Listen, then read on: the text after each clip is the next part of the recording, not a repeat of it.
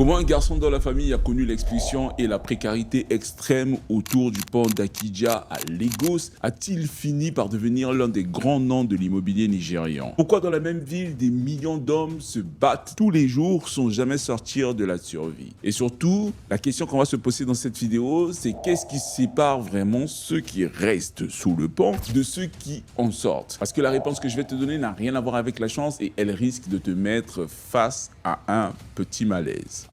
Peu importe la variante précise, la vérité de fond est la même, le toit n'était pas stable.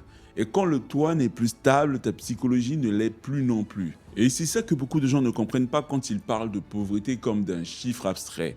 La pauvreté, ce n'est pas juste manquer d'argent, la pauvreté, c'est vivre avec la sensation que le sol peut s'ouvrir sous toi à tout moment. C'est étudier alors que ta maison n'est plus vraiment une maison. C'est essayer de rêver alors que l'urgence te parle plus fort que ton ambition. Si je te raconte cette histoire, ce n'est pas pour t'exciter avec une success story de plus. C'est parce que j'ai longtemps compris que beaucoup d'hommes ne manquent pas d'intelligence, ils manquent surtout d'un système lisible et d'un environnement qui croit en eux. Et quand tu viens de la diaspora ou d'un milieu modeste, tu apprends très tôt à lire le regard des autres. Tu as remarqué qu'on t'explique souvent ce que tu ne pourras pas faire avant même que tu aies essayé quoi que ce soit. Et toi qui me regardes, je sais que tu n'es pas un homme paresseux. Et mais si tu n'y arrives pas jusqu'à présent, c'est peut-être que tu es fatigué. Peut-être que tu as essayé, ça n'a pas marché. Peut-être que tu as tout donné dans la mauvaise direction. Et si jamais tu commences à te poser la question, est-ce qu'il te manque quelque chose? Est-ce qu'il te manque du talent? Ou est-ce qu'il te manque surtout un cadre? Écoute bien l'histoire de Kennedy, peut-être que tu vas trouver la clé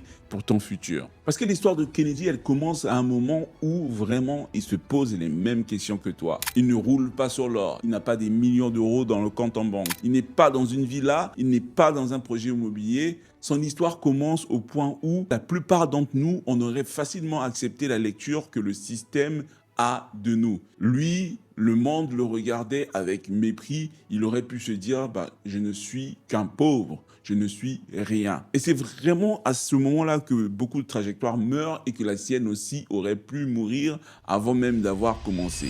Donc quand Kennedy entre plus tard dans l'immobilier, il n'entre pas juste dans un business rentable, il entre dans l'une des machines les plus décisives de la ville. Il rentre dans un endroit qui se décide qui dort ou qui se rapproche du centre économique, qui stabilise sa famille ou qui reste condamné à courir tous les jours.